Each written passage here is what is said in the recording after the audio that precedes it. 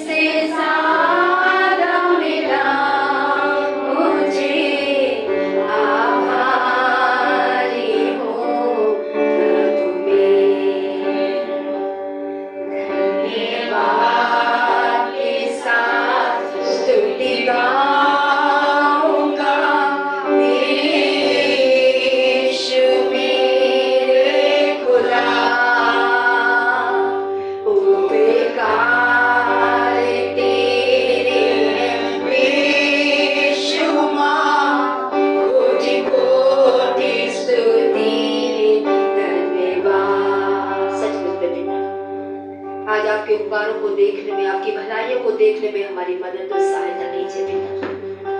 धन्यवाद प्रभु, आपका आश्वासन जो कहता है पिता सब बातें मिलकर तुम्हारे लिए भलाई को उत्पन्न करेगी, अर्थात उनके लिए जो उसके उद्देश्य से बुलाए गए हैं और जो उससे प्रेम करते हैं पिता। धन्यवाद, आपने अपने उद्देश्य से बुलाया और हमें प्रेम करने वाला बनाया अपने आप से प्रभु। और धन्यवाद कि आज हमारी सारी परिस्थितियां प्रभु आप बदल कर हमारे लिए भलाई में लेकर आएंगे पिता।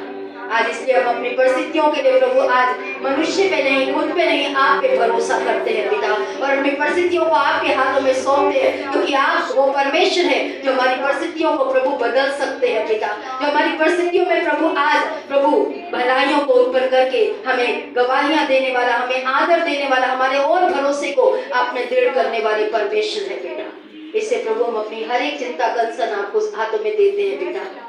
आइए पिता अपना नियंत्रण लीजिए और हमारी नहीं अपनी मर्जी को पूरा कीजिए पिता। धन्यवाद के साथ ये विनती प्रार्थना हम सभी के प्रभु उद्धारकर्ता यीशु मसीह के नाम से प्रार्थना मांगते हैं, आमीन आमीन।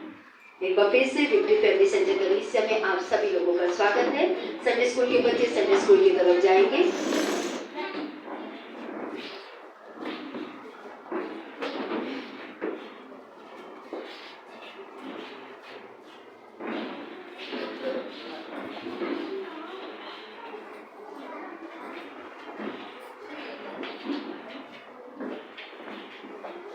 आज समय हम परमेश्वर के वचन में आगे चलेंगे। इस समय पर बीते गए सप्ताहों से हम सीख रहे हैं, परमेश्वर के वचन से हमने कई बातों को सीखा है और आज भी हम उसको खत्म करेंगे। वो विषय हमारा आज टॉपिक खत्म होगा जो हम सीख रहे हैं, जो हम प्रार्थना कर रहे हैं। पूरे मार्च में हमने सुबह की प्रार्थना में जो प्रार्थना को रखा है कलीसिया के रूप में, यीशु ने कहा आशीषित है, धन्य है, सौभाग्यशाली है, भाग्यशाली है वो तमाम लोग जो मन के दीन हैं, क्योंकि स्वर्ग का राज्य उन्हीं का है। तो हम दीन बनेंगे, बनेंगे कि नहीं बनेंगे? क्योंकि हम दीन नहीं बनेंगे तो क्या होगा? परमेश्वर हमारा शत्रु हो जाएगा। हमने लास्ट वीक सीखा था कि परमेश्वर दीनों पे दया करता है लेकिन घमंडियों का विरोध करता है। तो अगर हम घमंडी हैं तो परमेश्वर हमारे साथ नहीं खड़ा होता। परमेश्वर की सुंदरता जो परमेश्वर के वचन में हमने देखी है और समझी है कि अगर मैं दीन होने का चुनाव करता हूं तो परमेश्वर मेरे पास आता है, और अगर घमंडी होने का चुनाव करता हूं तो परमेश्वर मुझसे दूर जाता है। तो अगर हम परमेश्वर को अपने पास लाना चाहते हैं, अपनी परिस्थितियों में लाना चाहते हैं, अपने संघर्षों में लाना चाहते हैं, उसकी उपस्थिति से सारी परिस्थितियों से निकलना चाहते हैं, तो अपने आप को दीन करना, जिसका अर्थ हमने समझा था अपनी पाप में अवस्था को स्पष्ट शब्दों में देखूं। अगर आप अपने आप को दीनता में लाना चाहते हैं, मैं अपने आप को लास्ट वीक भी मैंने कहा था और आज भी कहूंगी, जो मैं यहाँ से बोलूंगी जितना आपके लिए है उतना मेरे लिए भी है। ये मत सोचिए कि मैं आपसे बोल रही हूँ और अपने आप से नहीं बोल रही। मेरी सारी बातें अपने लिए भी उतनी ही हैं जितनी आपके लिए है, ठीक है? तो परमेश्वर का वचन सबके लिए बराबर है, इसलिए कोई बात को पर्सनल मत लीजिएगा। मैं हर बात इस बात को आपसे कहती रहूंगी। तो यहाँ पे हमने लास्ट टाइम जो सीखा था, थोड़ा सा स्क्रिप्चर को देखेंगे बस और आगे की तरफ बढ़ेंगे। लास्ट वीक हमने देखा था कि आत्मा में गरीब होने का मतलब है परमेश्वर के सामने अपने आप को पहचानना। और साधारण शब्दों में अगर आप देखना चाहें, मैं देखना चाहूँ कि हम कितना परमेश्वर के वचन में नहीं चलते, वही मुझे और आपको अपनी आत्मिक गरीबी से अवगत कर सकता है। क्योंकि अगर हम एक दूसरे से तुलना करेंगे, दूसरे चर्च के विश्वासियों से तुलना करेंगे, तो शायद हम घमंड से भरे। लेकिन अगर आप और मैं परमेश्वर के वचन में विफल हो रहे हैं चलने में, उसके अनुसार अपने मन को बदलने में, तो ये दिखाता है कि हम आत्मिक रीति से परमेश्वर की दृष्टि में कितने गरीब हैं, कितने कमजोर हैं, कितने निर्बल हैं। और परमेश्वर की बातों से आज हमारा मन, हमारा समर्पण, हमारी इच्छाएं, हमारा झुकाव जो है वो उतना ही दूर है। ये स्पष्ट तरीका है अपने आप को परमेश्वर के आगे देखने का। तो आज जो हम देखने जा रहे हैं, लास्ट वीक हमने समझा था, उससे आगे की तरफ बढ़ेंगे और आज ये टॉपिक खत्म होगा क्योंकि अप्रैल भी शुरू होने वाला है और मार्च के आखिर में हम पहुंच गए हैं। और अप्रैल में जो टॉपिक रहेगा वो जो प्रार्थना का विषय रहेगा वही आपका टॉपिक रहेगा, ताकि आप वचन को समझते हुए अपने लिए प्रार्थना करें और कलीसिया के लिए प्रार्थना करें। क्योंकि प्रार्थना से ही परमेश्वर की आत्मा हमारे बीच में, हमारे जीवनों में, पास्टर हो, मेंबर हो, अगुवे हो, सभी में कार्य करती है। तो आज हम जो सीखने जा रहे हैं, पहला पत्रस उसका 5 अध्याय का 5 पद, हे नवयुवकों, तुम भी प्राचीनों के अधीन रहो, वरन सब के सब एक दूसरे की सेवा के लिए दीनता से कमर बांधे रहो, क्योंकि परमेश्वर अभिमानियों का सामना करता है परंतु दीनों पर अनुग्रह करता है। ये मैं नहीं बोल रही, ये परमेश्वर का वचन बोल रहा है। पहली बात हमें समझनी है। तो मैंने जैसे आपसे कहा, अगर मैं और आप अपने आप को दीन करते हैं तो परमेश्वर खुद हमारे पास आने का चुनाव करता है। ये एक बहुत सुंदर बात है अगर हम अपने आप को दीन करेंगे तो, ठीक है? दीनता में जब आप और मैं बढ़ते हैं, मैं फिर से कहना चाहूंगी, नम्रता अलग बात है, दीनता अलग बात है। दोनों शब्दों का अर्थ फर्क है, इसलिए धन्य है जो नम्र है। हम तब सीखेंगे नम्रता क्या होती है। आज हम सीख रहे हैं दीनता, जिसे इंग्लिश में कहते हैं पुअर इन स्पिरिट, यानी परमेश्वर के वचन से आपका और मेरा मन, इच्छाएं, समर्पण, व्यवहार कितना दूर है आज, और हमें कितना परमेश्वर के सामने अपने आप को दीन रखना है कि परमेश्वर तू जो कहता है वो तो मैं कर ही नहीं पाता। उससे मेरा मन भी दूर है परमेश्वर, सिर्फ मेरा तन ही नहीं, मेरा मन भी आज उन बातों से दूर है। तो परमेश्वर जब हम इस अपनी आत्मिक गरीबी को, अपनी अवस्था को पहचानते हैं परमेश्वर के आगे, तो परमेश्वर हमारे पास आने का चुनाव करता है। और क्या फायदा होगा अगर मैं अपने आप को दीनता या विनम्रता की तरफ जाने का चुनाव करूं, तो उसका पहला फायदा है कि अगर मैं विनम्रता में यानी दीनता में बढ़ता हूं तो आपको दुख सहने में ये मदद करेगा। घमंडी व्यक्ति दुख, प्रभु यीशु मसीह को जानने के बाद अगर घमंडी है, हमारे अंदर दीनता नहीं है, तो हम दुख का सामना नहीं कर पाएंगे, बीमारी का सामना नहीं कर पाएंगे, घटी का सामना नहीं कर पाएंगे, मुश्किलों का सामना नहीं कर पाएंगे अगर आप और मैं दीन नहीं है। तो एक विश्वासी दीन नहीं है, ये इस बात का प्रतीक है कि जब उसके जीवन में समस्या आती है तो वो उसका सामना नहीं कर पाता।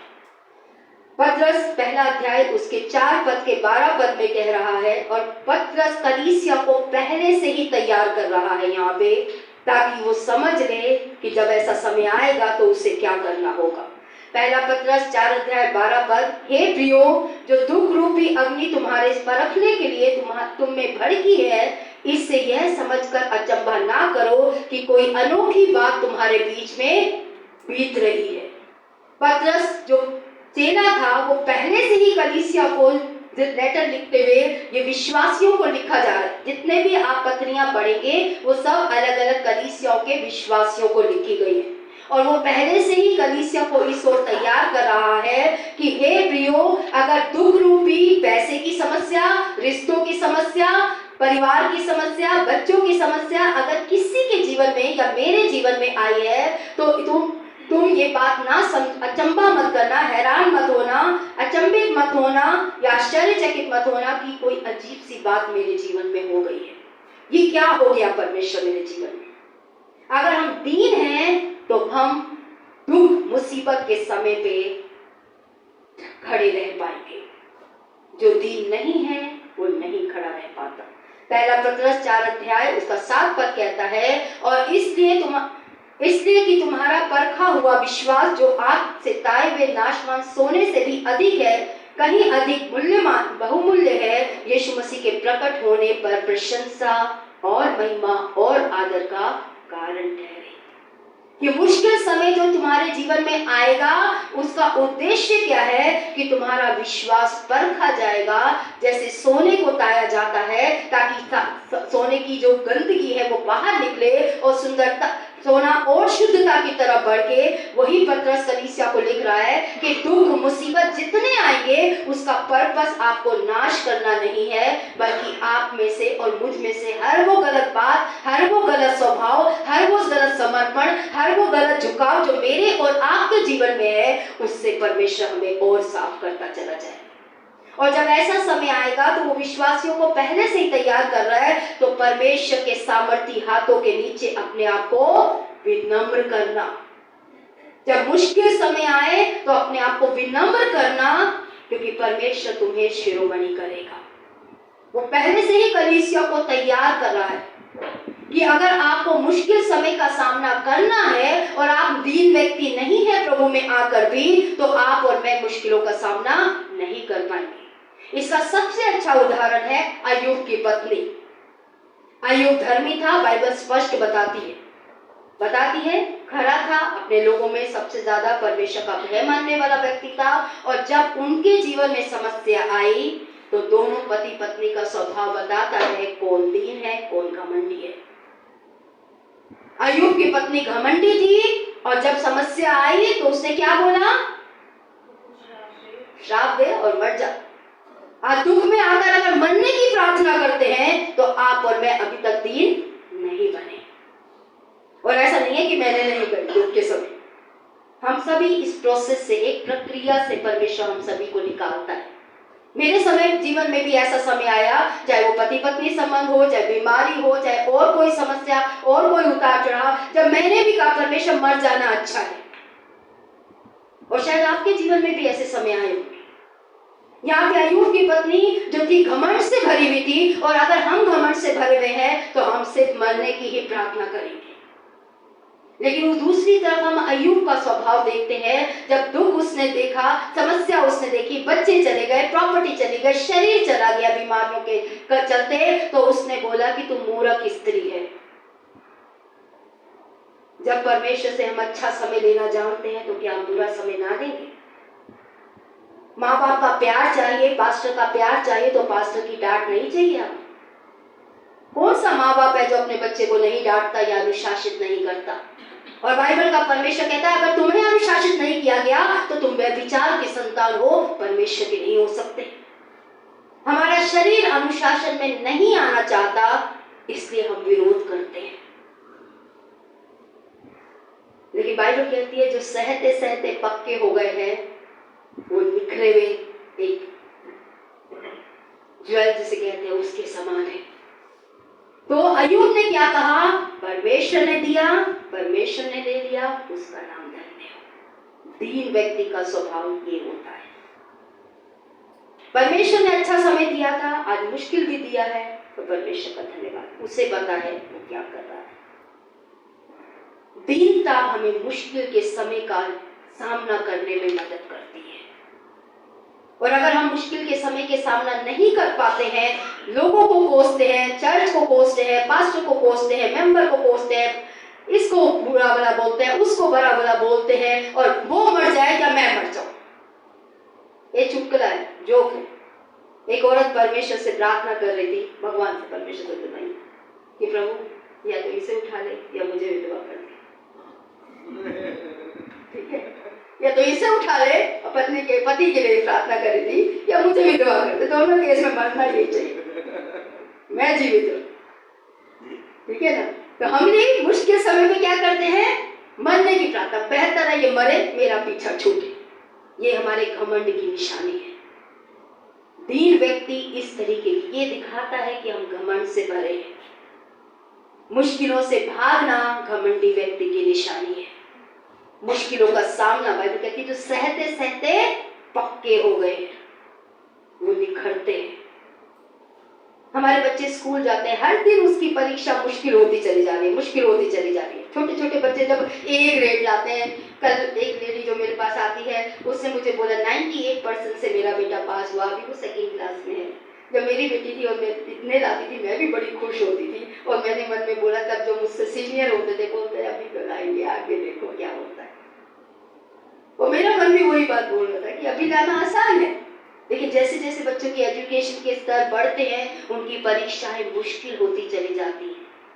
ऐसे विश्वास में जैसे जैसे आप और मैं आगे बढ़ते हैं, मुश्किलें ज्यादा होती चली जाती है। उद्देश्य एजुकेशन का भी बच्चे को निखारना है, मुश्किल का समय मसीहत में भी मसीहों को और बेहतर मसीह बनाना है।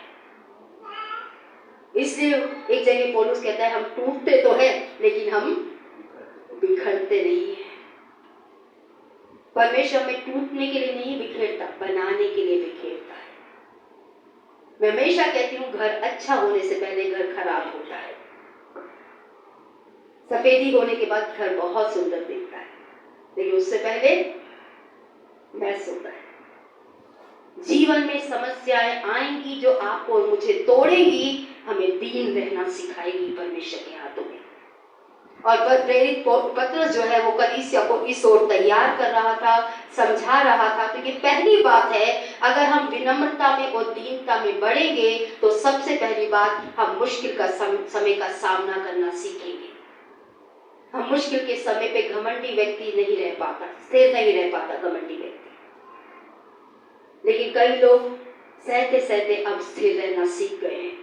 मुश्किलों के समय पे बिखेरते नहीं है, चिल्लाते नहीं है, उटपटांग नहीं करते, बल्कि प्रार्थना करते हैं। और यही सही स्वभाव है। विनम्रता में बढ़ने के लिए दूसरी बात है, जब हम विनम्रता में बढ़ते हैं तो हम दूसरों के लिए अपने प्यार को पोषण मिलेगा, यानी कि हमारे प्रेम एक दूसरे के प्रति, परिवार के प्रति और मजबूत होगा। एक व्यक्ति अगर विनम्रता में बढ़ने का चुनाव करता है तो वो प्रेम में बढ़ता है। ये दूसरा बेनिफिट है, ये दूसरा फायदा है दीनता की तरफ बढ़ने का। 1 कुरिन्थियों 13:4 कहता है, प्रेम धीरजवंत है, कृपालु है, प्रेम ढा नहीं करता, प्रेम घमंड नहीं करता, प्रेम विनम्र होता है।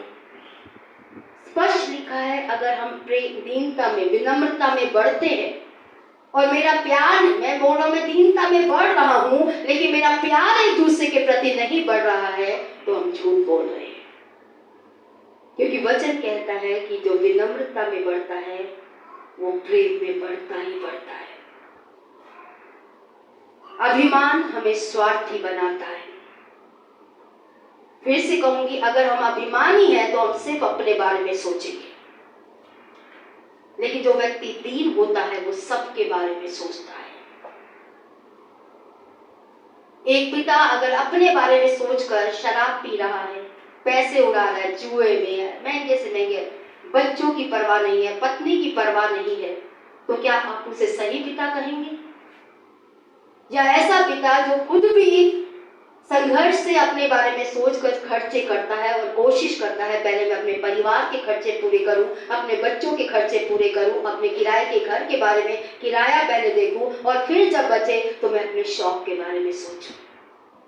एक सही पिता वो होता है, एक सही विश्वासी वो होता है जो सिर्फ अपने बारे में नहीं सोचता, अपने आराम के बारे में नहीं सोचता, बल्कि सबके बारे में सोचता है। अगर हम सिर्फ अपने बारे में सोचने वाले हैं, अपने आराम के बारे में सोचने वाले हैं, तो हम प्रेम में नहीं बढ़ सकते।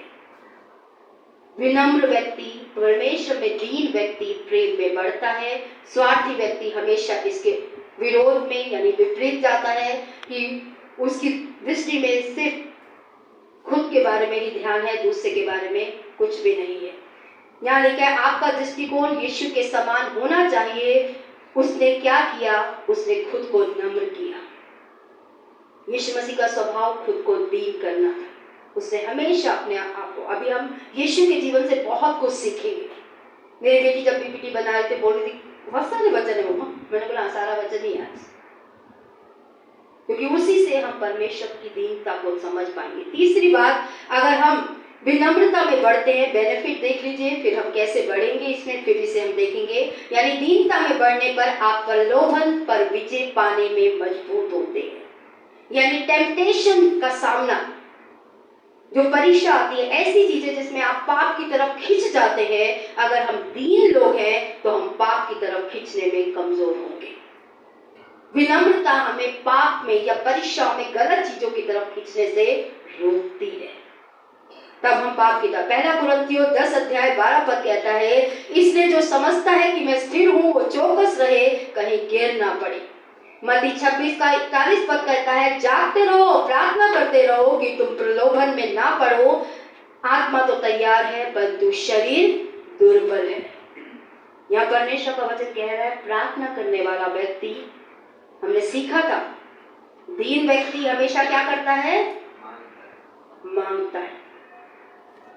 और जो मांगने वाला व्यक्ति है, हर चीज के लिए परमेश्वर के आगे देखने वाला व्यक्ति है, हर चीज के लिए परमेश्वर पे मोहताज व्यक्ति है, वो पाप की तरफ जल्दी नहीं जाता। यीशु के चेलों को यीशु ने 3 बार बोला, जागो प्रार्थना करो, जागो प्रार्थना करो। एक बार भी प्रार्थना नहीं करी। मेरे ख्याल से मैंने 3 संडे शायद पहले लिए, ये 2 संडे लिए जिसमें विनम्रता समझाई। अभी कल्टीवेट यानी कैसे अपने अंदर ले आए, उसका चौथा भाग हम सीख रहे हैं 2 हफ्ते। बार बार हम सीख रहे हैं कि विनम्र व्यक्ति, जैसे शारीरिक गरीब व्यक्ति क्या करता है? भीख मांगता है। आत्मिक गरीबी को समझने वाले परमेश्वर से मांगते हैं। मैं आज आपसे पूछती हूँ, कितनों ने शुरू किया? जो पहले नहीं करते थे, मैं उनकी बात कर रही हूँ, या और बढ़े इस वचन को समझने के बाद प्रार्थना के जीवन में, और अपने हर जरूरत के लिए प्रार्थना करना शुरू कर दिया, अपनी हर मुश्किल परिस्थिति में परमेश्वर के आगे मांगने के लिए अपने आप को और लेकर आने का चुनाव किया। और अगर नहीं तो आज पाप की तरफ जितना खिंचाव आप अनुभव करते हैं, उसमें आप पाप की तरफ बढ़ते जाएंगे। चेलों ने प्रार्थना नहीं करी, अपने आप को दीन नहीं किया, यीशु की बात नहीं मानी, और जब परीक्षा का समय आया उनमें से एक भी स्थिर नहीं रह पाया।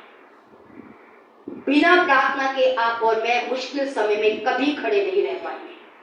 आप जल्दी से झूठ बोलेंगे, जल्दी से समझौता करेंगे, पैसा देके काम करेंगे, हर एक गलत पाप को अपना लेंगे। क्यों? क्योंकि आपका परमेश्वर पे निर्भरता है ही नहीं, आप परमेश्वर पे डिपेंड है ही नहीं। इसे पाप में खिंच जाना दीन नहीं होने का स्पष्ट चिन्ह के रूप में आप देख सकते हैं मेरे और आपके जीवन के अंदर। इसमें कृपया अब ध्यान से सुनिएगा, ये बात बहुत महत्वपूर्ण है मसीह लोगों के लिए। 2 तरीके के मसीह लोग या 2 तरीके के लोग इस संसार में भी पाए जाते हैं। पहला, जो अपने पे बहुत घमंड करते हैं, मसीहत में भी है ना मसीहत में भी है, यानी कि जो प्रभु को नहीं मानते। दूसरे भी लोग हैं जो अपने आप को कुछ नहीं समझते। मैं बेचारी, मुझे ये नहीं आता, मैं इतना गरीब हूँ, मेरे पास ये नहीं है, मेरे पास वो नहीं है, मैं पढ़ा लिखा नहीं हूँ, मैं ये नहीं हूँ, मैं वो नहीं हूँ, मुझे ये नहीं करना, मुझे वो नहीं करने आता, मैं मर जाऊँ तो अच्छा है, ऐसा जीवन बेकार है, ऐसी भावनाओं से भरा हुआ व्यक्ति भी है। और एक जो खुद को बहुत कुछ समझता है। दोनों खतरनाक है। अगर आप अपने आप को कुछ नहीं समझते, एक समय आया, एक बहन के जो थी अपने आप को शब्दों में बहुत दिल दिखाती थी, मैं तो कुछ नहीं जानती सिस्टर, मुझे तो कुछ नहीं पता। एक कलीसिया में उसने जाना शुरू किया और वहां पे कई बार वो सेवकाई में उसको भाग लेने के लिए बोला जाता था, और जब वो सेवकाई लेती थी वो वचन के आधार पे लेती थी, और वो पास्टर अभी इतने वचन में पास्टर ही मजबूत नहीं था, तो उसने उसको बिठा दिया कि तुम सेवकाई से हटो, और उस वचन को लोगों में सही तरीके से बांटने नहीं दिया। और जब सभा समाप्त हुई, वो व्यक्ति बैठा अगुवे के रूप में, और उसने बोला सिस्टर आपको कुछ नहीं आता। वो बहन चर्च से तो आ गई वापस, और बाद में आके रोने लगी, मैं चर्च नहीं जाऊंगी, ये ना वो मुझे बोल दिया पास्टर ने, मुझे कुछ नहीं आता। और फिर मेरे से उन्होंने बात करना शुरू किया काउंसलिंग के रूप में कि सिस्टर ऐसे ऐसे बात है, मैं नहीं जाऊंगी चर्च, क्योंकि पास्टर ने बोला कि मुझे तो कुछ नहीं आता। मैंने बोला सिस्टर आप तो मुझे हमेशा बोलते थे मुझे कुछ नहीं आता,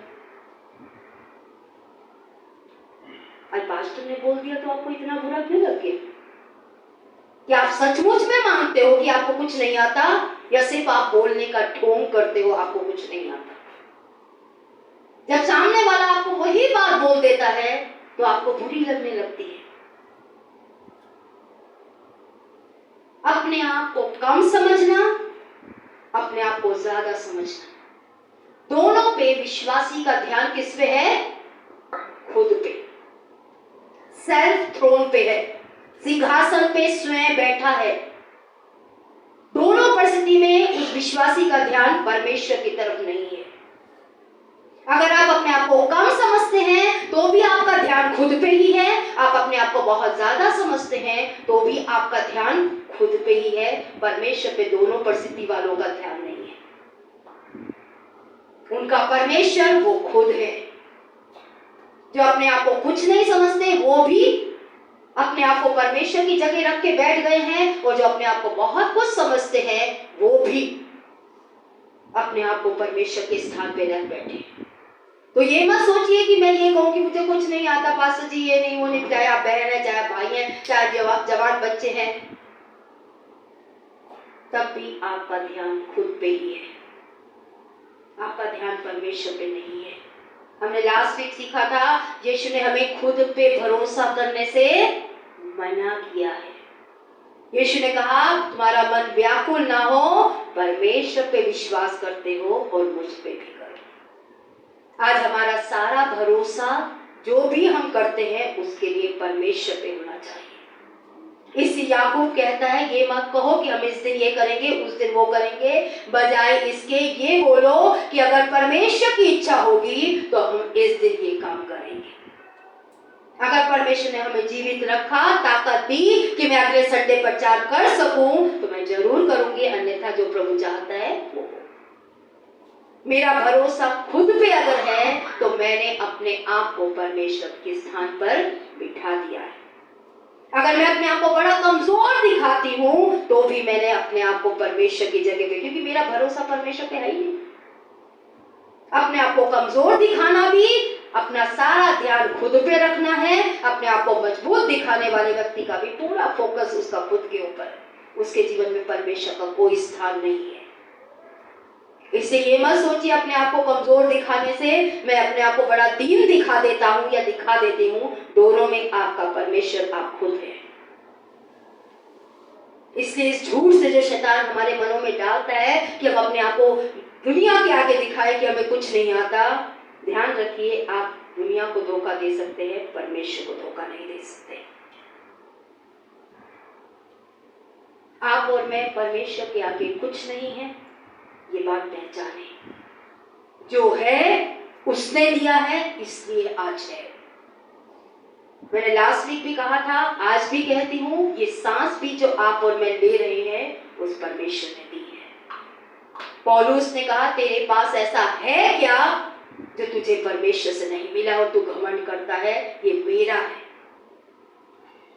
और इसलिए परमेश्वर घमंडियों को, चाहे वो अपने आप को कुछ ना समझने का घमंड लेके घूम रहे हैं, आज खुद को सिंहासन पे बिठा चुके हैं, मैं तो कुछ नहीं करने वाले, और जो अपने आप को बहुत कुछ समझने वाले हैं, दोनों को परमेश्वर नीचे गिराएगा। और अगर हम गिरना नहीं चाहते तो हम खुद को सही स्थान पर लेकर आए। आज हम लास्ट में आ रहे हैं, अपने आप को परमेश्वर के पुत्र के समान आदर्श बनाएं। फिलिपियों 2:5 यीशु को अगर दीनता में चलना है, मुझे और आपको, तो हमारा आदर्श प्रभु यीशु मसीह होना चाहिए। क्यों? ये मैं नहीं कह रही, ये प्रभु का वचन कह रहा है। फिलिपियों 2:5 से पढ़ रही हूँ। जैसा मसीह यीशु का स्वभाव था वैसा ही अर्चना का भी स्वभाव हो। जैसा मसीह यीशु का स्वभाव था वैसा विक्ट्री फैमिली सेंटर कलीसिया के हर एक व्यक्ति का स्वभाव हो। ये परमेश्वर का वचन कह रहा है। जिसने परमेश्वर के स्वरूप में होकर भी परमेश्वर के तुल्य अपने आप को वश में रखने की वस्तु ना समझा, वरन अपने आप को ऐसा शून्य किया और दास का स्वरूप धारण किया और मनुष्य की समानता में हो गया और मनुष्य के रूप में प्रकट होकर अपने आप को घमंडी किया, है ना, अपने आप को दीन किया और यहाँ तक आज्ञाकारी रहा कि मृत्यु, क्रूस की मृत्यु भी सह ली। इस कारण परमेश्वर ने उसे अति महान किया और उसको वो नाम दिया जो सब नामों से श्रेष्ठ है। हमने पत्रस में पढ़ा था, अगर हम अपने आप को दीन करेंगे तो परमेश्वर क्या करेगा? हमें शिरोमणि करेगा। यीशु ने अपने आप को दीन किया तो परमेश्वर ने क्या पड़े रहने दिया? उसे श्रेष्ठ, सबसे श्रेष्ठ किया, ना केवल श्रेष्ठ किया, सबसे श्रेष्ठ किया उसे। क्यों? क्योंकि उसने अपने आप को शून्य किया, उसने अपने आप को दीन किया, दास स्वरूप हो गया। बाइबल बताती है नौकर बन गया। आज अगर हमें ऐसा काम सौंप दिया जाए जो नौकर करते हैं तो हम दिल से तो नहीं करते, कर देते हैं। पास्टर ने बोल दिया, 4 लोगों के सामने बोल दिया तो हम कर लेंगे, लेकिन दिल से नहीं करते। क्या हम सचमुच में परमेश्वर के घर के लिए एक दास बनने को तैयार हैं? जो भी हमें कहा जाए उसको स्वीकार करने को तैयार है? यीशु ने किया हर तरीके से, और आगे की ओर हम बढ़ेंगे कि विनम्र होने के हर कारण के बारे में जब हम सोचते हैं तो हमें लगता है कि हमारे जीवन में पाप है, इसलिए मुझे विनम्र बनने की जरूरत है। लेकिन बाइबल तो यीशु के बारे में बोल रही है कि उसने अपने आप को दीन किया। अब सवाल यह है, यीशु ने तो कोई पाप नहीं किया। अगर आप और मैं इस सोच से भरे हैं कि मैंने पाप किया, मुझसे गलती हो गई, इसलिए मुझे अपने आप को दीन करने की जरूरत है, तो आज मैं आपसे पूछती हूँ, यीशु ने अपने आप को दीन क्यों किया? उसने तो कोई पाप नहीं किया। विनम्रता पाप करने या ना करने से नहीं आती। विनम्रता इस बात से आती है कि वो मालिक है और सब कुछ जो मेरे पास है उसका है, और उसने अपनी मर्जी को पूरा करने के लिए मुझे इस पृथ्वी पे रखा था। और जब मैं शैतान की योजना में भटक गया तो वापस भी अपने लहू की कीमत चुका के मुझे अपनी योजना पूरी करने के लिए इस पृथ्वी पे रखा है, मेरी योजना नहीं। इस बात को जो विश्वासी समझ जाता है वो अपने आप को दीन करता है और परमेश्वर जो कहता है वो उसको मानता है। जो अभी तक इस बात को नहीं समझ पाए उनके लिए सोच को ग्रहण करना, अपनाना अपने जीवन में मुश्किल है। उनको ये कहना कि 10 बजे कलीसिया लगती है, 10 बजे आ जाइए, उनके लिए वो भी मुश्किल है।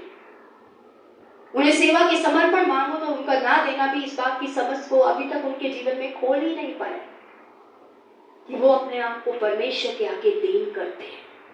यहाँ पे हम आगे की ओर बढ़ते हैं और मत्ती 11:9 में हम देखते हैं, मेरे ख्याल से ये 29 है, गलती से 9 लिखा गया है यहाँ पे। मेरा जुआ अपने ऊपर उठा लो, मुझसे सीखो, क्योंकि मैं नम्र और मन का दीन हूँ और तुम अपने मनों में विश्राम पाओगे। यीशु मसीह ने बोला, जो मैं बोल रहा हूँ उससे सीखो, जो मैं कर रहा हूँ उससे सीखो। क्यों सीखो? क्योंकि मैं मन का नम्र और मैं दीन व्यक्ति हूँ। यीशु मसीह की दीनता कैसे दिखती है? आज मेरी और आपकी दीनता कैसे दिखेगी? यूहन्ना 5:30 में, मैं अपने आप से कुछ नहीं करता, जैसा सुनता हूँ वैसा न्याय करता हूँ। मेरा न्याय सच्चे है, क्योंकि मैं अपनी इच्छा नहीं, अपने भेजने वाले की इच्छा को पूरा करने निकला हूँ। यीशु ने कहा कि मैं अपनी इच्छा नहीं पूरी कर रहा, मैं अपने भेजने वाले की, जिसने मुझे अपने उद्देश्य से भेजा है, आज उसकी इच्छा पूरा कर रहा हूं। आज सुबह से शाम तक मैं और आप किसकी इच्छा पूरी कर रहे हैं? ये दिखाता है हम कितने विनम्र लोग हैं। लास्ट वीक मैं सोच रही थी कि आपके सभी के घरों में वॉशिंग मशीन है कि नहीं? हफ्ते में 2-3 बार तो लगी जाती होगी, मेरी तो डेली लगती है, वो अलग बात है। और वो वॉशिंग मशीन कपड़े धो के बोले, घमंड से फूले और बोले धन्यवाद बोलो, क्योंकि मैंने आपका काम किया, आपने पैसे दिए हैं, उसको वो करना है, वो उसको करने के लिए ही आपने उसके 10, 20, 50 जो भी खर्चे हैं वो उस पर्पस से, एक उद्देश्य से खरीदे हैं। आज हम परमेश्वर के लिए छोटे सा समर्पण देकर भी घमंड से इतने फूलते हैं।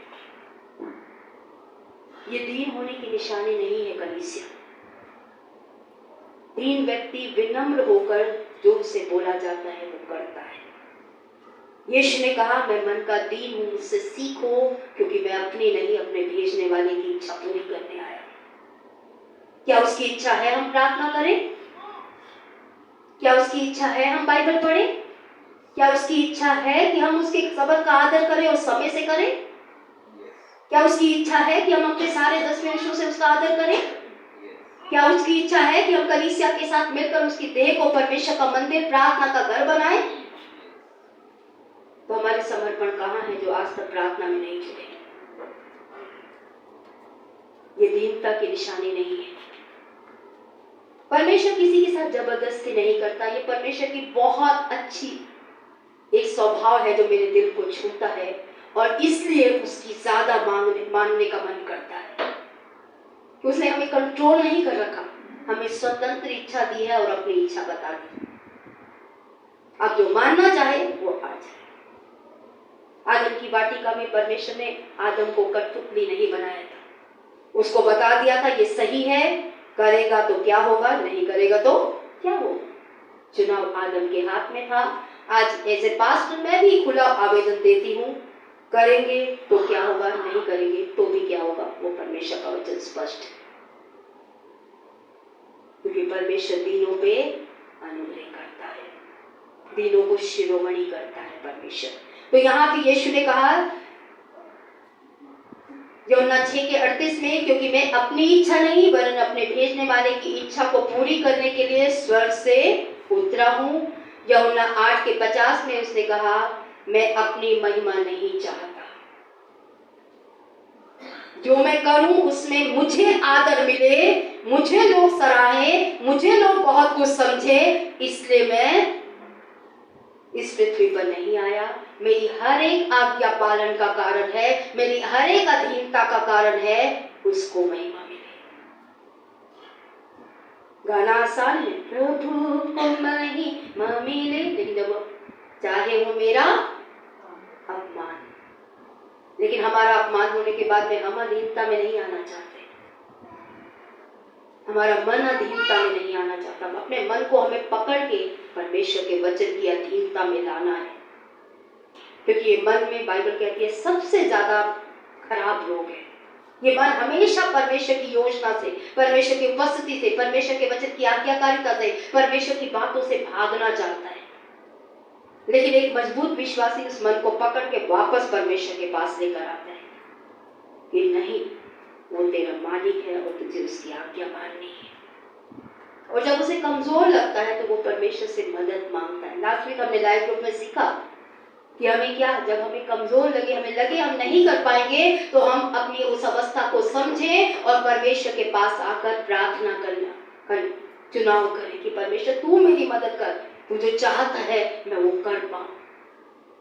आप ये मत सोचिए यहाँ खड़े होकर प्रचार करना या ये सारी सेवकाई करना हमेशा दिल से होता है,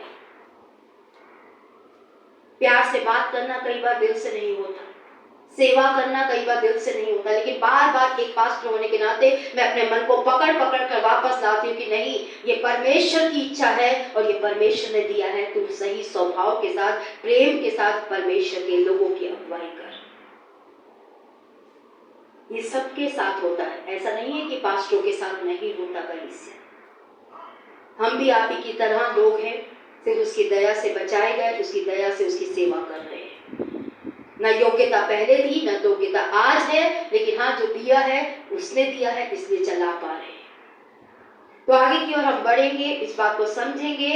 यदि ये परमेश्वर के पुत्र के वचन हैं तो वे मेरे कितने अधिक होने चाहिए। यदि वह कहता है कि मैं अपने आप से कुछ नहीं करता, यहाँ सबसे अंतिम बात संक्षेप में, परमेश्वर की कृपा से खुद को प्रेरित करें। परमेश्वर अभिमानियों का विरोध करता है, लेकिन विनम्र लोगों पर अनुग्रह देता है। जो खुद को विनम्र बनाने के लायक नहीं है, वो परमेश्वर से मदद मांगे। पहला पत्रस 5:6 पर, इसलिए परमेश्वर के बलवंत हाथों के नीचे दीनता से रहो, जिससे वह तुम्हें उचित समय पर बढ़ाएगा। ये प्रेरित पत्रस कलीसिया से निवेदन कर रहा है कि परमेश्वर के बलवंत हाथों के नीचे अपने आप को दीन रखो, अपने आप को विनम्र करो, अपने आप को परमेश्वर के वचन के अनुसार अपने जीवन को देखते हुए कमजोर रखो। ना तो खुद को बहुत कुछ समझो, ना बिल्कुल खुद को कुछ ना समझो कि सेल्फ पे ही ध्यान रहे, खुद पे ही ध्यान हो मेरा सारा। कुछ नहीं कर पाती, बहुत कुछ कर पाती। दोनों में स्वार्थ को आज सिंहासन से उतारने की आवश्यकता है, मुझे भी और आपको भी। आत्मा में गरीब, क्योंकि स्वर्ग का राज्य उनका है। इसलिए विनम्रता हमें तब बताई जा रही है, एक अनुग्रह है जो अधिक अनुग्रह लाता है। जो लोग अपनी जरूरत जानते हैं और परमेश्वर के सामने अपनी खुद की गरीबी का एहसास करते हैं, उनके पास एक आशीर्वाद है जो अन्य आशीर्वादों की ओर ले जाने वाला है।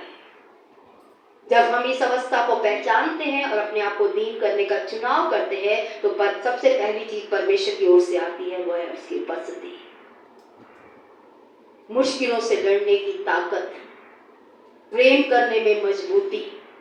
और तीसरा पॉइंट जो हमने सीखा, पाप से बचने का रास्ता मिलता है, क्योंकि प्रार्थना करने वाला व्यक्ति पाप की तरफ जल्दी से नहीं खींचता, लेकिन प्रार्थना वो करता है जो विनम्र करता है अपने आप को।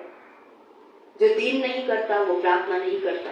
लेकिन जैसे मैंने बोला, आपके लिए डिवोशन शायद सुबह बाइबल पढ़ लेना, घर के लिए, पति के लिए, बच्चों के लिए सुरक्षा मांग लेना, हो गया, डिवोशन भेज दिया, खत्म। ये है धर्मों के अनुसार डिवोशन करना। डिवोशन क्या होता है, मैंने कई बार समझाया और आज फिर से कहूंगी। डिवोशन है परमेश्वर के प्रति आपके मन को जोड़ना।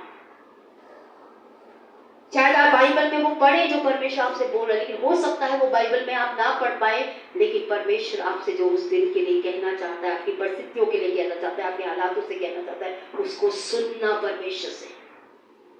आराधना को उन गीतों के द्वारा ना करना जो आपको अच्छे लगते हैं, बल्कि उन गीतों से जो आपकी मन की बातों को परमेश्वर तक लेके जाते हैं।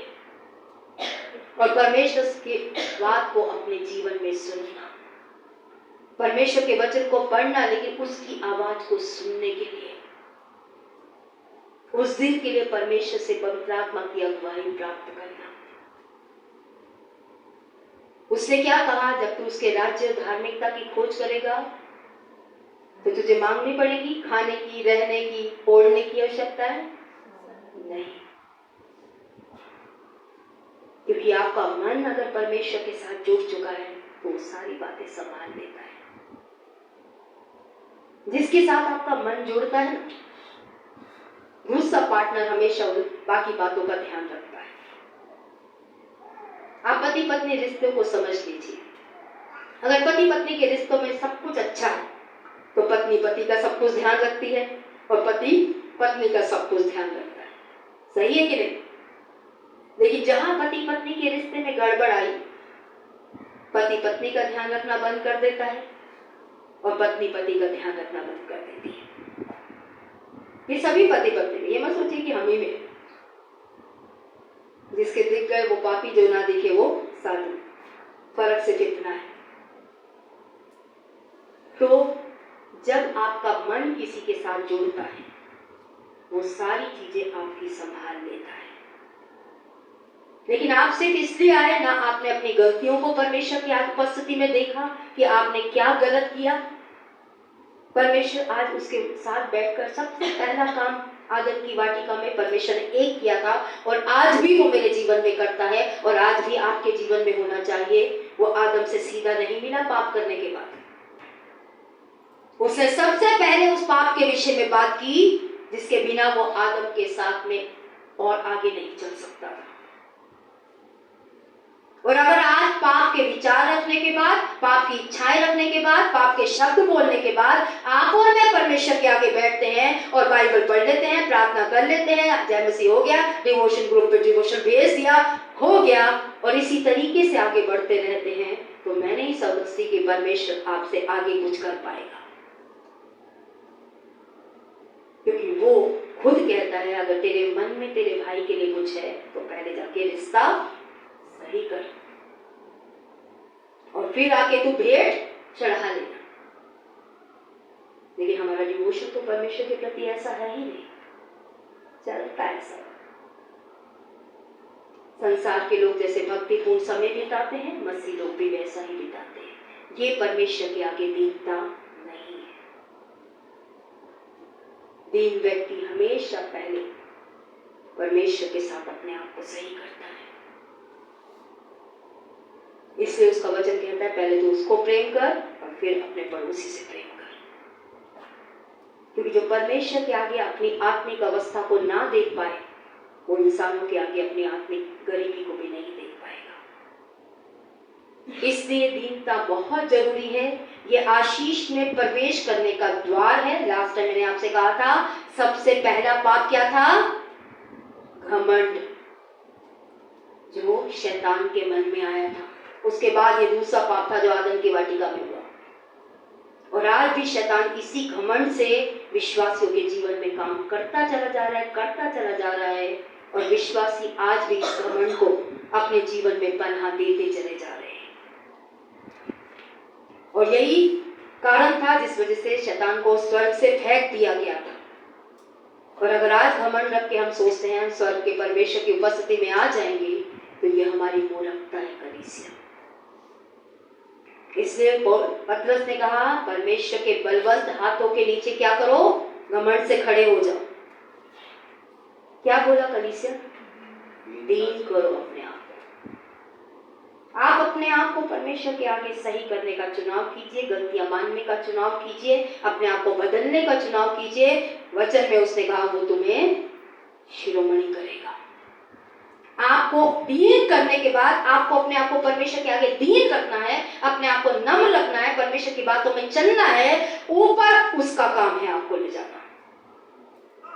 ये नहीं कि मैंने मान लिया, मैंने सॉरी बोल दिया, सब कुछ हो गया तो मैं घमंड से भूलूं। वो स्वभाव गलत है।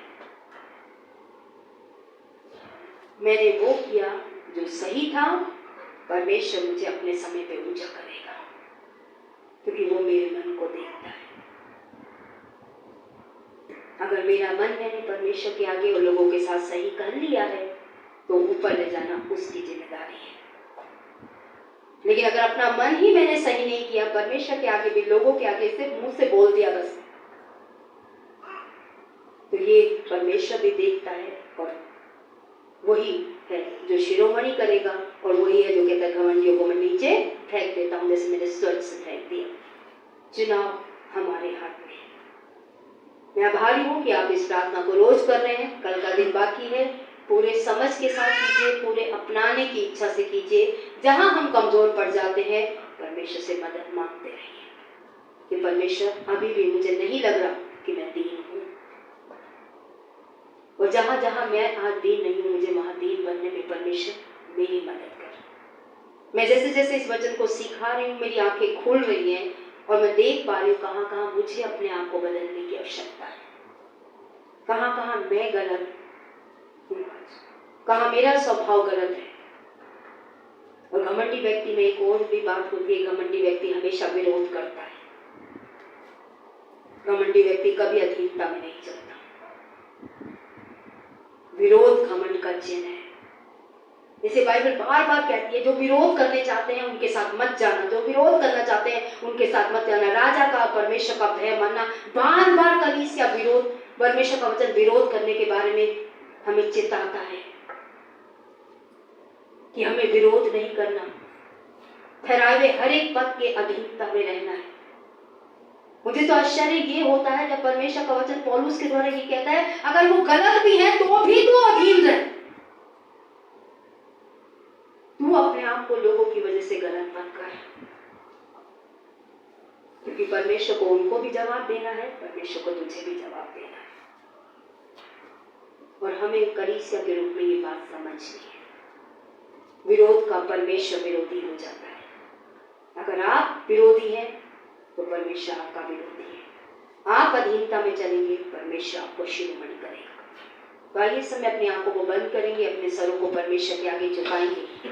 हमने आज फायदे भी देखे विनम्रता के, और कैसे हमें विनम्रता को देखना है, वो है परमेश्वर यीशु मसीह का स्वभाव। मेरा स्वभाव नहीं, आपका स्वभाव नहीं, परमेश्वर के। यीशु को अपना आदर्श बनाइए, जिसने अपने आप को इतना दीन किया, दास स्वरूप हो गया, और परमेश्वर ने यहाँ तक कि क्रूस की मृत्यु भी सहली, इतना दुख सहा आज्ञा पालन के कारण, जितना शायद मैंने और आपने अभी तक नहीं सहा होगा। लेकिन बाइबल का परमेश्वर कहता है, परमेश्वर ने उसे अति महान किया और वो नाम दे दिया जो सब नामों में ऊंचा है। आज आदर परमेश्वर उनको देता है, ऊंचाइयों पे परमेश्वर उनको ले जाता है जो अपने आप को उसके पुत्र के समान दीन करते हैं, जो अपनी नहीं परमेश्वर की इच्छा पूरी करते हैं, जो अपनी महिमा नहीं परमेश्वर की महिमा को ढूंढते हैं, जो ये बात समझते हैं कि यहाँ पृथ्वी पर मैं अपनी इच्छा को पूरा करने के लिए नहीं, बल्कि परमेश्वर की इच्छा को पूरा करने के लिए आज उसके राज्य में वापस आया। अगर मुझे अपनी ही इच्छा पूरी करनी थी तो मैं संसार में ही रहता, क्योंकि संसार में मैं अपनी इच्छा पूरी कर सकता था। हमने आज सीखा, अगर हम अपने आप को बहुत कुछ समझते हैं तो भी हमने खुद को परमेश्वर की जगह बिठा दिया है। अगर हम अपने आप को कुछ नहीं समझते, अपने आप को हमेशा कमियों के स्थान पे देखते रहते हैं, मर जाए तो अच्छा है, ये अच्छा है, वो अच्छा है, तो भी हमने खुद को ही सिंहासन पर बिठाया है। परमेश्वर पे ध्यान अभी तक हमारा गया ही नहीं है। हमारा स्वयं सिंहासन पर बैठा है, हमारा मालिक हम खुद बन बैठे हैं। लेकिन यीशु ने कहा, तुम्हारा मन व्याकुल ना हो, परमेश्वर पे भरोसा करते हो, मुझ पे भी भरोसा करो। परमेश्वर नहीं चाहता हम खुद पे भरोसा करें, वो चाहता है कि हम परमेश्वर पे भरोसा करें। अय्यूब की पत्नी घमंडी थी, उसने बोला दुख आ गया, परमेश्वर को श्राप दे, परमेश्वर को कोस और मर जा। लेकिन वही हम दीनता का एक नमूना अय्यूब को देखते हैं, जिसने कहा परमेश्वर से मुझे मिला था, परमेश्वर ने ले लिया, परमेश्वर का धन्यवाद। मुश्किल समय में वही खड़ा रह पाता है जो दीन है। जो घमंडी है वो कभी मुश्किल समय का सामना नहीं कर पाते। विनम्र लोग हमेशा प्रेम में बढ़ते हैं, लेकिन घमंडी लोग कभी भी प्रेम में नहीं बढ़ते। विनम्र लोग, दीन लोग हमेशा से परीक्षाओं में पाप की तरफ नहीं जाते, लेकिन जो घमंडी है, प्रार्थना नहीं करते, वो हमेशा पाप की तरफ जाते हैं। हमें मसीह का स्वभाव रखने के लिए फिलिपियों की पत्री में पौलुस कहता है कि तुम्हारा स्वभाव वैसा हो जैसे तुम्हारे प्रभु का है। आज हमारा आदर्श यीशु मसीह होना चाहिए, जिसने अपने आप को दीन किया। उसने कहा मुझसे सीखो। आज तो हमें पास्टरों से नहीं सीखना कि हमारा पास्टर तो दीन नहीं है। बाइबल में कहाँ बोला है जाके पास्टर की दीनता देखो। परमेश्वर कहता है पास्टर को भी और आपको भी, तुम सभी को यीशु की दीनता को देखना है।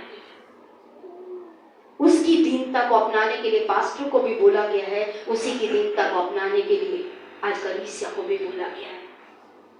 चुनाव हमारा है कि क्या हम परमेश्वर के बलवंत हाथों के नीचे अपने आप को दीन करेंगे, ताकि वो हमें शिरोमणि करे। क्या हम वो करेंगे जो उसका वचन कहता है, या हम उसका विरोध करेंगे? क्योंकि अगर हम उसका विरोध करते हैं तो हमारा विरोधी वही बन जाता है, लेकिन अगर हम उसकी बात मानते हैं तो वो हमें ऊंचाइयों पे लेके जाता है। चुनाव हमारा है।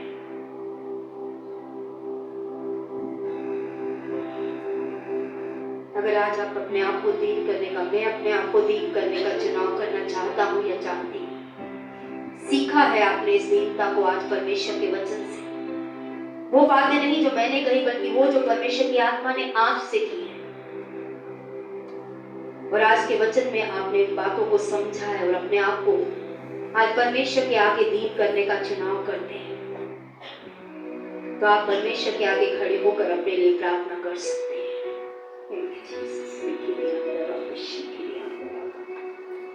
सीखे तेरी अंदर और शीखे तेरी अंदर।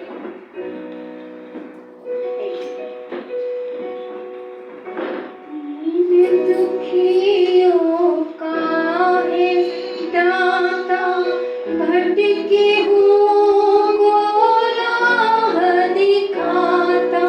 दीन दुखियों का है दाता, भटके हुओं को राह दिखाता। सीधे मार्ग में हमें चलाता, सीधे मार्ग में हमें चलाता। उसकी जय जयकार करो, पावन है वो प्रभु हमारा। उसकी जय जयकार करो। मेरे बल का वो बल है न्यारा। उसकी जय जयकार करो। पावन है वो प्रभु हमारा। उसकी जय जयकार करो। मेरे बल का वो बल है न्यारा। उसकी जय जयकार करो। दीन दुखियों का है दाता, भटके हुओं को राह दिखाता। दीन दुखियों का है दाता, भटके हुओं को राह दिखाता। सीधे मार्ग में हमें चलाता, सीधे मार्ग में हमें चलाता। उसकी जय जयकार करो। उसकी जय जयकार करो। आइए अपने लिए प्रार्थना कीजिए इस समय पर। परमेश्वर से सहायता मांगे, मैं अपने लिए और आप अपने लिए प्रार्थना करें, क्योंकि आप जानते हैं परमेश्वर आपसे क्या बात कर रहा है। सीखे तेरी अंदर और शीखे तेरी अंदर और सीखे तेरी अंदर और शीखे तेरी अंदर और सीखे तेरी अंदर और सीखे तेरी अंदर और बारी अंदर और सीखे तेरी अंदर और शीखे तेरी अंदर और बारी अंदर और सीखे तेरी अंदर शीखे तेरी अंदर और बारी अंदर और सीखे तेरी अंदर। धन्यवाद पिता कि आप हमें अपने रास्ते सिखा रहे हैं पिता। आज हमें सीधे मार्गों पे आप लेके चल रहे हैं प्रभु, उसके लिए धन्यवाद देते हैं पिता। आज हमारी आंखों को खोलिए प्रभु जी, कि आज हम आपकी व्यवस्था की बातों को सीख पाए पिता परमेश्वर। दाऊद ने कहा मेरी आंखों को खोल दे प्रभु, ताकि मैं तेरी व्यवस्था की बातों को देख पाऊं, सीख पाऊं प्रभु जी। आज कलीसिया के रूप में मैं अपने लिए और ऑनलाइन के माध्यम से जुड़े हुए और यहाँ उपस्थित हर एक जीवन के लिए पवित्र आत्मा मदद मांगती हूँ। आज हमें दीनता देखने में, दीनता को समझने में, दीनता को अपनाने में प्रभु मदद और सहायता कीजिए पिता, क्योंकि आपने सिखाया है प्रभु कि हम अपने आप को आपके बलवंत हाथों के नीचे दीन करें, ताकि आप अपने समय पे हमें शिरोमणि करें पिता परमेश्वर। आज हमें प्रभु ये बात समझने में मदद कीजिए कि आप घमंडियों का विरोध करते हैं, लेकिन आप दीनों पर अनुग्रह करते हैं पिता परमेश्वर। आज हमें अपने आप को विनम्र करके आपके अनुग्रह को आज अपने जीवन में बहुतायत से कार्य करते हुए देखने में मदद कीजिए पिता। ये दीनता जो आपकी कृपा से, आपकी दया से ही हम प्रभु बन पाएंगे मेरे पिता। आज हमें अपने आप को दीन रखने में और आपकी इच्छा पे, जैसे आपके पुत्र का स्वभाव था जिसने अपने आप को ऐसा शून्य किया कि दास स्वरूप दे दिया और मनुष्य का रूप में धारण किया पिता, और अपने आप को प्रभु जी दीन करके क्रूस की मृत्यु को भी सह लिया प्रभु जी। आज प्रभु हमारा भी दीनता का स्तर प्रभु आज इस साल में बढ़ने वाला बने पिता। आपके स्वरूप में आपके पुत्र के आदर्श को आज हमें अपने सम्मुख रखने में और उससे अपनी दीनता को देखने में हमारी मदद कीजिए पिता। जिसने कहा प्रभु मैं अपनी इच्छा नहीं अपने भेजने वाले की इच्छा को पूरा करने निकला हूं पिता, आज हमें भी अपनी नहीं आपकी इच्छा को पूरा करके अपने आप को दीन करने में मदद कीजिए मेरे पिता। जिसने कहा प्रभु जी मैं अपनी नहीं अपने पिता की महिमा चाहता हूँ, प्रभु आज हमें भी इस दीनता में जिससे हम आपके नाम को महिमा दे पाए ऐसा जीवन जीने में मदद और सहायता कीजिए पिता। मैं अपने लिए कलीसिया के लिए आपसे इस दीनता में प्रवेश करने का, इस दीनता में बढ़ने का, इस दीनता में प्रभु अपने आप को और बढ़ाने का अनुग्रह मांगती हूँ मेरे पिता। धन्यवाद के साथ पवित्र आत्मा आज इस दीनता को याद रखने में और जब समय आए जब हमारा मन घमंड से या अपने आप को फॉल्स प्रभु सेल्फ पिटी के स्वभाव में ले जाने से विवश करने वाले हर एक समय में हमें इस दीनता को याद रखने में और स्वयं को नहीं आपको सिंहासन पे रखने में मदद कीजिए पिता। धन्यवाद के साथ प्रभु जी ये सारी विनती प्रार्थना प्रभु यीशु मसीह के नाम से मांगते हैं, आमीन। आप सभी बैठ सकते हैं इस समय पर। आप सभी को जय मसीह की ऑनलाइन के माध्यम से उपस्थित अपने हर एक भाई बहन का स्वागत करती हूँ। परमेश्वर आपको आशीष दे। इसी तरीके से आप हर एक इतवार को 10 बजे से हमारे साथ जुड़ते रहें। God bless you. परमेश्वर आपको आशीष दे। जय मसीह।